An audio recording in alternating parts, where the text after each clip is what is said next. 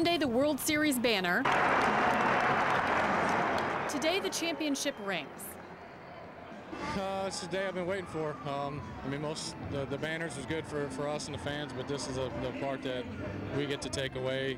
It's something that we can actually show that we won the World Series. Players and fans got quite a show. Staff in tuxes served the 14-karat gold rings to the mound. They're encrusted with 2 carats worth of diamonds with the Sox logo crest set in black onyx. And the club didn't forget its fans. The first ones inside the park early this morning got these replica World Series rings. Thank yous for cheering them on after all these years. Not as nice as the real thing, but it got fans out of bed early to get here. Some arrived at least 4 hours before the first pitch, making special plans to be a part of history. My boss sees it, hey, you know, this is why we have sick days right here. This is why we have sick days. Oh, well. The ring ceremony was just awesome.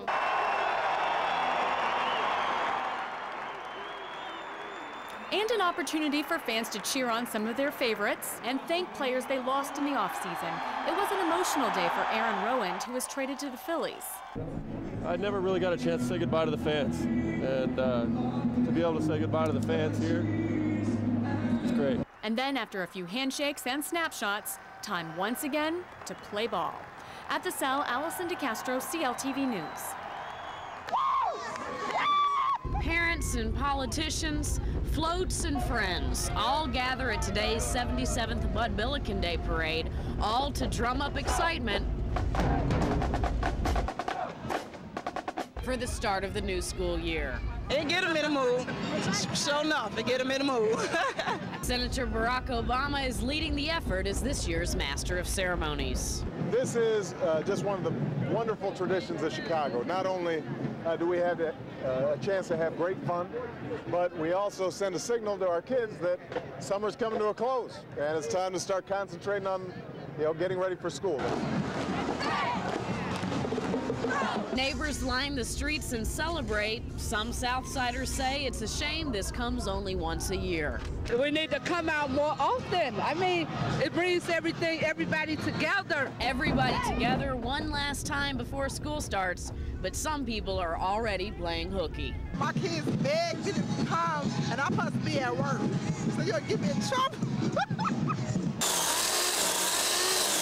This was the sound resonating through southwest suburban Hickory Hills this morning. Residents sawing tree limbs and moving the pieces one by one off their lawns, their homes, and as in this man's case, off his cars. We're just trying to cut things off and see if there's any damage. It's a daunting task everywhere. The mark of yesterday's severe rains and winds can be seen. Those who hid in their houses from it can't seem to stop talking about it.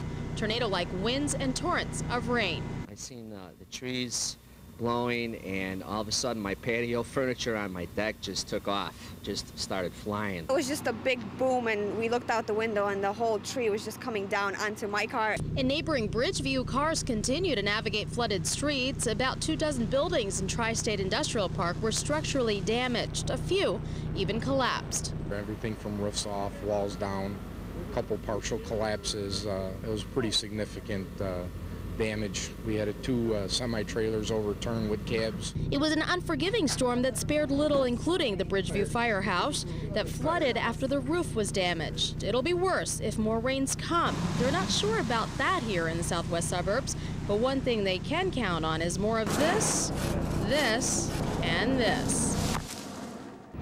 The movie The Breakup has caused quite the break-in here in the South Loop for one up-and-coming Chicago artist, police calling it a mystery. The artist says the loss is not going to stop the momentum.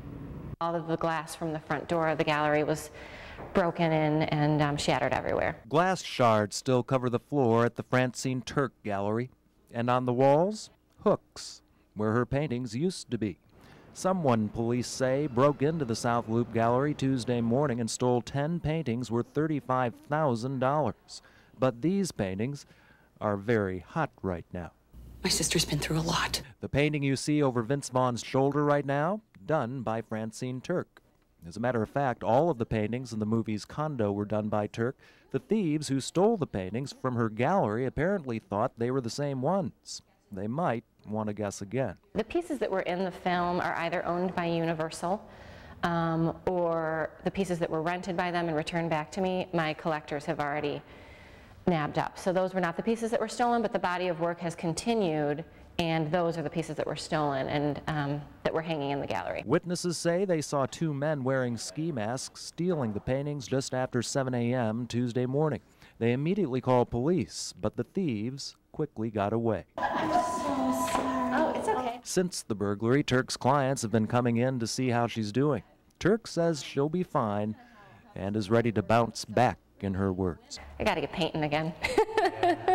The gallery's empty.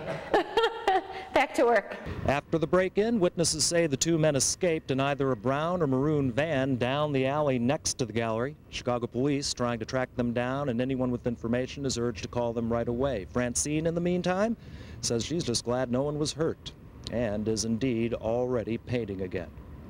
In the South Loop, Jim Wagner, CLTV News. The manhunt ended after several hours when the suspect, who had apparently been hiding beneath his home's porch, emerged. The guy grabbed the yellow blanket, looked funny and he was walking through the yard. At that point, I ran to I saw him through the window, so I dialed 911 and police was in the area. While running on Hamilton, I saw the suspect in front of me along with two brothers, Joseph and Anthony Miro. They gave chase as well and knocked the suspect over. Me and my brother were walking out of the house. My brother saw him hopping the fence, and we just took off running, and we grabbed him and tackled him and put him down. Next thing you know, a bunch of cops came in and grabbed him. How's it feel? Great. I mean, within seconds, dozens of officers who had been on patrol were now on the suspect. He'd escaped police custody earlier while handcuffed. This time, ankle shackles were added. At a late afternoon news conference here at Chicago Police Headquarters, officials were asked to explain how it is a man in this situation could have escaped the first time. The problem is it's a design flaw. This is not designed to keep prisoners inside a squadron. These hatches are designed as escape hatches in case a vehicle turns over, and that would be buses or any other public conveyance. So we're asking Fleet to work with the manufacturer to see what we can do. And in the meantime, we're going to take extra precautions when we're transporting prisoners.